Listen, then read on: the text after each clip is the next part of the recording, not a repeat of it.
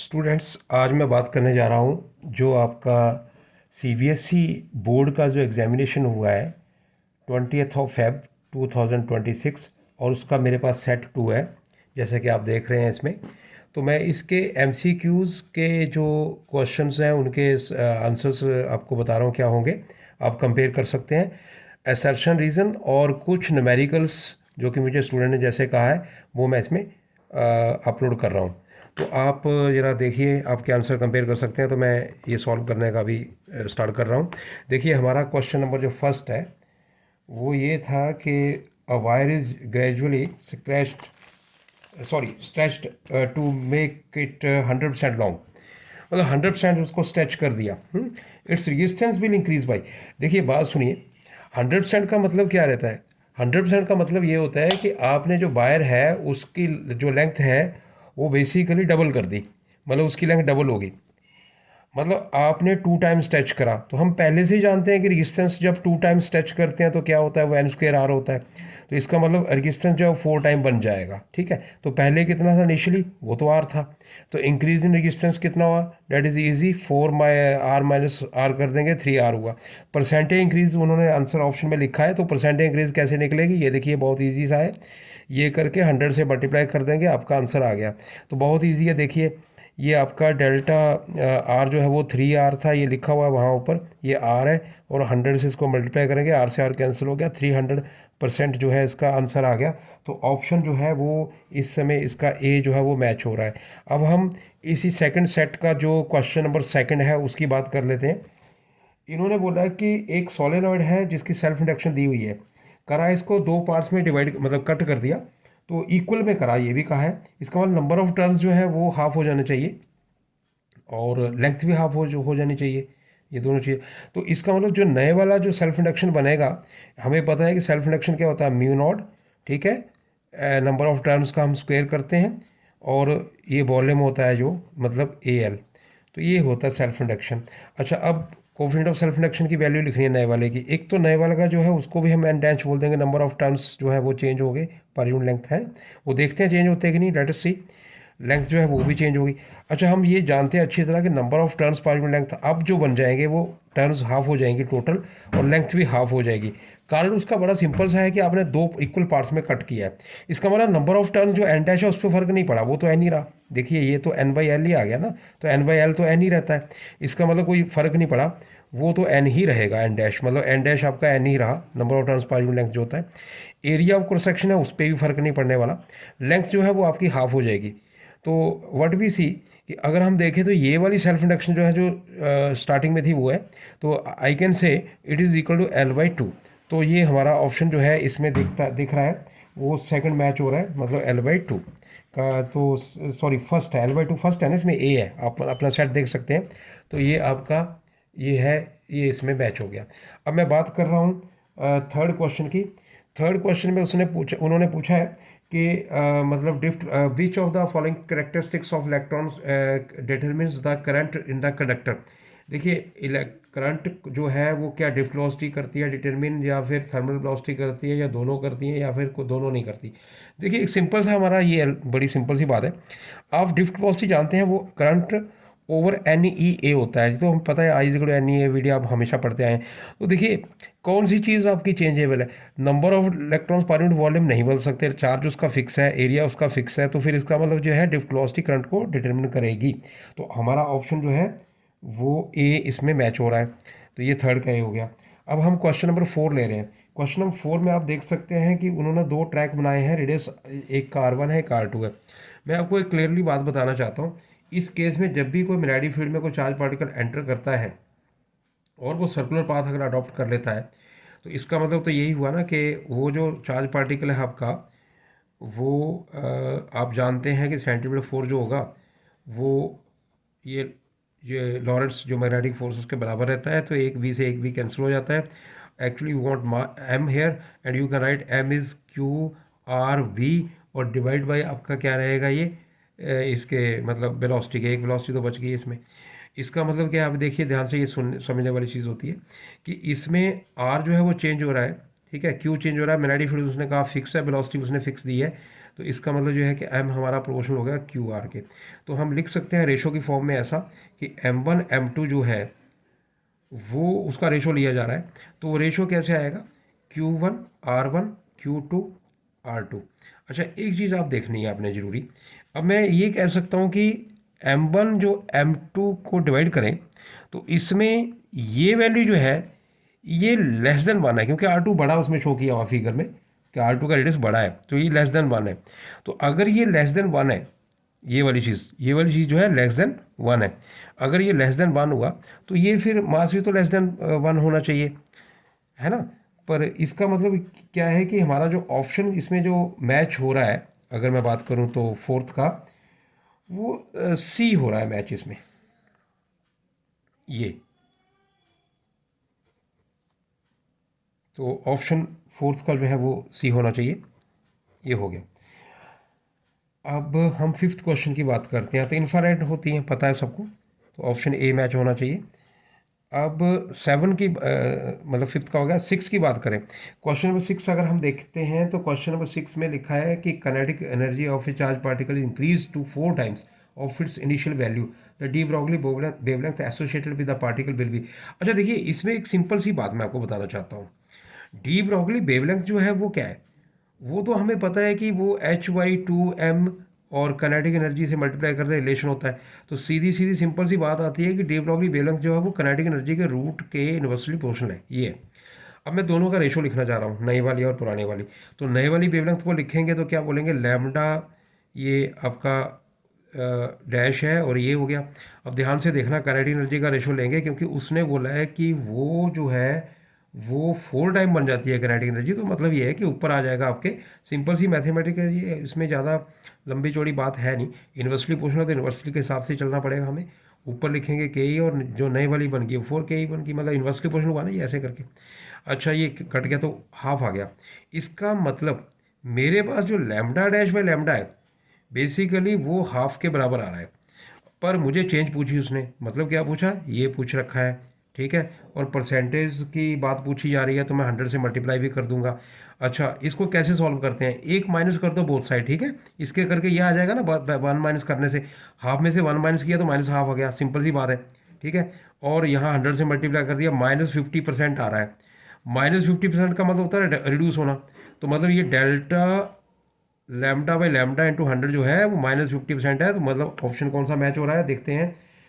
D लग रहा है, decrease by 50% of initial value. बिल्कुल ठीक है भाई, ये डी ऑप्शन मैच हो रहा है इसमें। तो ये हमारे आंसर जो है सिक्स के आ चुके हैं। अब हम अगली बात करते हैं क्वेश्चन नंबर सेवन की। In the reverse biased PN junction diode the applied voltage mostly drops across. देखिए मोस्टली ड्रॉप्स क्या मतलब, ड्रॉप कौन देता है, वो तो लेयर दे रही है हमारी, डिप्लीशन लेयर के अंदर ही ड्रॉप हो रही है, और कहाँ हो रही है, उसी में हो रहा है ना। तो इसका मतलब ये है कि ऑप्शन सी होना चाहिए। तो इसका भी सेवन्थ का हमारा आंसर जो है वो सी मैच हो रहा है, ठीक है। अच्छा, अब हम बात कर रहे हैं क्वेश्चन नंबर एट की। क्वेश्चन नंबर एट में देखिए कि कॉइल है, उसकी 100 टर्न्स दे रखे हैं, क्रॉस सेक्शन एरिया दे रखा है, करंट दे रखा है, मैग्नेटिक डायपोल मूवमेंट या मैग्नेटिक मूवमेंट एक ही मतलब है, वो पूछी जा रही है।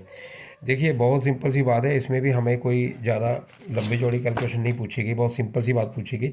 आप जानते हैं मैग्नेटिक डायपोल मूवमेंट क्या होता है, number of turns current N, small नहीं लिखना, स्मॉल एन का मतलब number of turn per length लेते हैं हम हमेशा।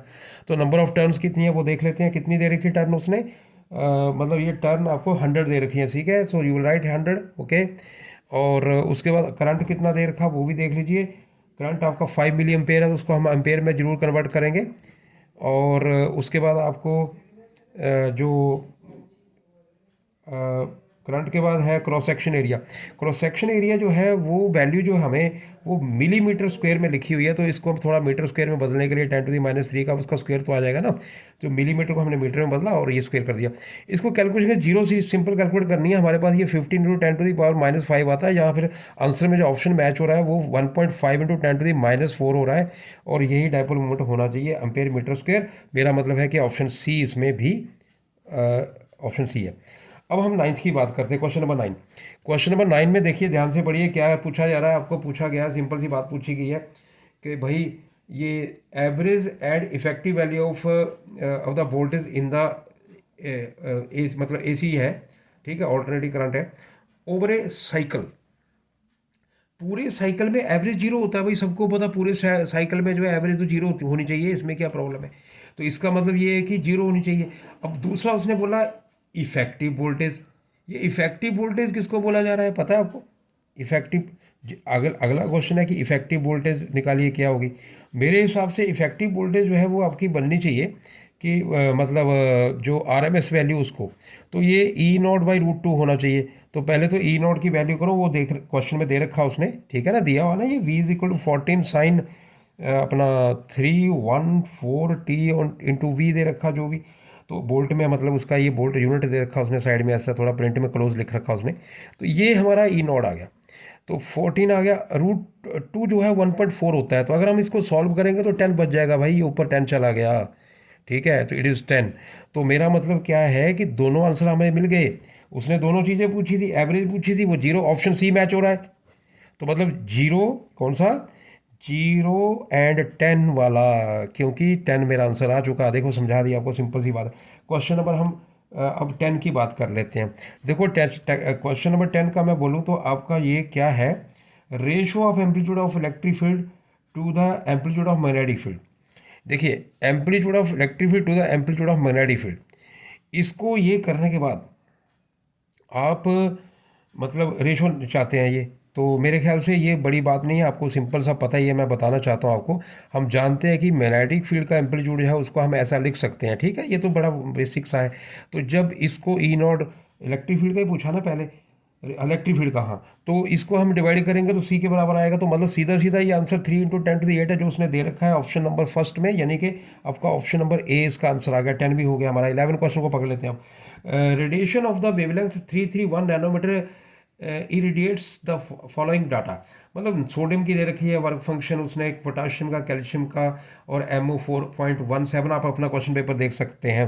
तो मेरे हिसाब से जो एनर्जी कैलकुलेशन आती है वो आती है 1240। हम जानते हैं बड़ा अच्छा सा रिलेशन होता है ये, कि अगर वेवलेंथ नैनोमीटर में दे रखी है तो हम 1240 लिख सकते हैं, आपको पता है ये शॉर्टकट कैलकुलेशन रहता है। तो इसकी वैल्यू कैलकुलेट करके डिवाइड करके मैंने देखी, वो 3.74 आ रही है। यानी अब हम देखेंगे कौन सा, देखिए ये आपकी उसकी जो रेडिएशन है उसकी एनर्जी है, और वर्क फंक्शन से ये ज़्यादा होना चाहिए। जब भी वर्क फंक्शन से कम होगी तो उसमें वो क्या कहते हैं, फोटो इलेक्ट्रिक मिशन होगा, तो MO में, ठीक है। अब देख लीजिए उसमें 4.17 है, यानी कि उसका वर्क फंक्शन इससे ज़्यादा है, तो उसमें एमिशन नहीं होगा। तो मेरा कहने का मतलब है ये ऑप्शन इसमें 11 जो है वो बी मैच हो रहा है हमारा। तो मैं ये कह सकता हूँ कि MO इसका आंसर है। अब क्वेश्चन नंबर 12 ले लेते हैं हम, अगला नेक्स्ट जो है क्या पूछा उसने, in an experiment of photo electric commission the intensity of incident radiation half keeping it's frequency constant.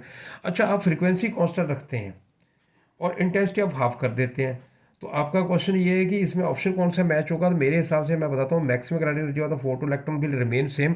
Maximum kinetic energy photo electron की नहीं चेंज होनी चाहिए, क्योंकि कारण ये है कि वो H new minus work function होता है, आप जानते हैं अच्छी तरह, है ना, ऐसे ही लिखेंगे, करेक्ट। यही होता है ना, क्योंकि टोटल एनर्जी जो है ना वो लिखी जाती है वर्क फंक्शन प्लस के ई, तो आपको के ई रखना है इधर, तो यस सही है ये, तो ये लिखना है। अब बताइए मेरे को, उसने खुद बोला फ्रिक्वेंसी कांस्टेंट है, बोला है उसने, मतलब उसने खुद बोला है कि वर्क फंक्शन तो फिक्स है यार, बोलने की जरूरत नहीं है, पर ये तो उसने बोला है, इसका मतलब काइनेटिक एनर्जी सेम रहेगी। तो इसका आंसर जो है वो मिलना हमारा कौन सा होना चाहिए 12 का, तो kinetic energy photo electron will remain same, यानी कि बी ऑप्शन होना चाहिए इसका, 12 का बी हो गया। चलिए हम नेक्स्ट क्वेश्चन की बात कर लेते हैं अभी। नेक्स्ट क्वेश्चन जो है एक्चुअली हमारे पास अब क्वेश्चन नंबर 13 आ रहा है। क्वेश्चन नंबर 13 में असर्शन रीज़न है, पढ़ना आपको पड़ेगा, क्योंकि मैं ये वीडियो का लिमिट रखना पड़ेगा, ज़्यादा लेंथी नहीं बना सकता मैं, क्योंकि 14 मिनट तो ऑलरेडी हो गए हैं। तो मैं ज़रा इसको बता देता हूँ। पहला उसने पूछा है असर्शन में कि the conductivity of N type semiconductor is higher than the conductive P type semiconductor. Yes, ये सही बात है, क्योंकि N टाइप जो इलेक्ट्रॉन है वो मोबिलिटी उनकी ज़्यादा रहती है, P की कम रहती है, होल्स है ना ये, इसलिए हम ये भी मानते हैं कि होल्स हैवियर हैं। वो कारण ये है कि पॉजिटिव चार्ज माना जाता है ना, तो पॉजिटिव चार्ज फंडामेंटल होता क्या है वैसे, वो तो आपको पता ही है, मतलब एंटी इलेक्ट्रॉन हुआ तो मतलब उसका मतलब फंडामेंटल पॉजिटिव चार्ज हम ले रहे हैं, तो उसके हिसाब से हैवियर मानते हैं उसको, या यूं कह लीजिए मोबिलिटी इलेक्ट्रॉन की ज़्यादा है ही, तो इसका मतलब रीज़न असर्शन तो सही है। रीज़न है the electron being in the conduction band in the N types they are movable, हाँ वही रीज़न है। तो मतलब असर्शन भी ठीक है, रीज़न भी सही है और एक्सप्लेनेशन भी ठीक है। तो इसका मतलब मेरा जो 13 का आंसर है वो ए होना चाहिए। ठीक है।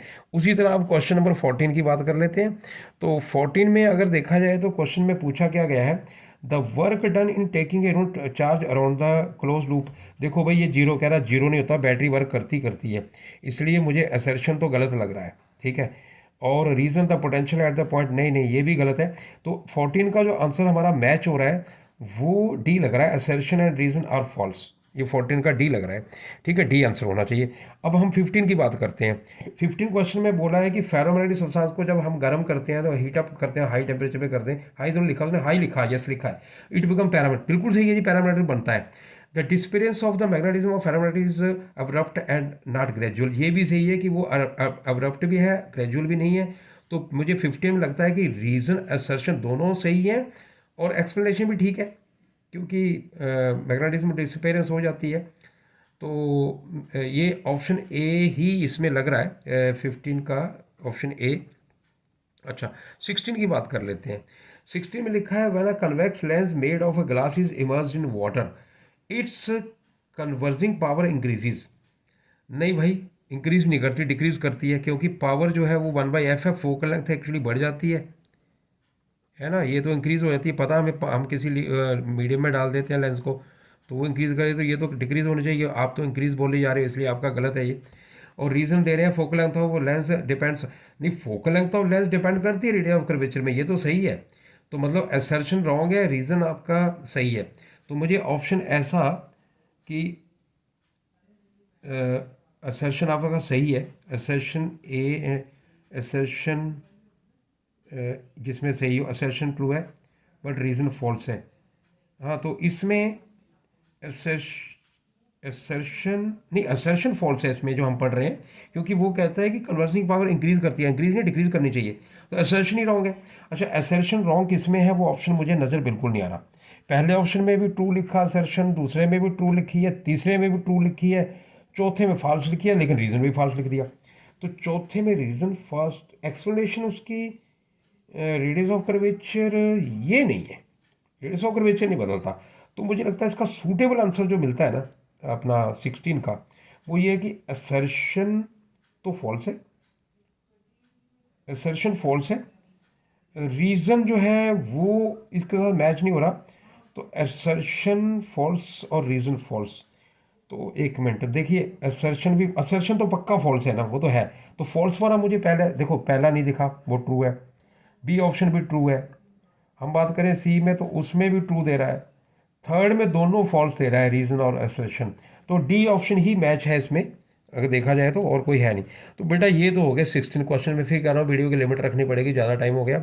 हालांकि मैंने वो पूरे न्यूमेरिकल्स वगैरह आपके बहुत सिंपल थे, ऐसी बात नहीं है कि बड़े डिफिकल्ट, कोई नहीं, इस बार पेपर बड़ा मॉडरेट था, ठीक था मतलब। कुछ बच्चे कह रहे हैं लेंथी, मेरे ख्याल से लेंथी नहीं है। अब मैंने देखो आपके 16 क्वेश्चन जो है वो 18 मिनट में करे हैं, तो 1 मिनट मतलब लगाया, वो भी आपको बोल बोल के, अगर नहीं बोलता तो शायद वो 8-9 मिनट में हो जाते मेरे ख्याल से। तो ठीक है बेटा, मैं ये आपका मैं सोशल मीडिया पे भेज रहा हूँ, आप देख सकते हैं।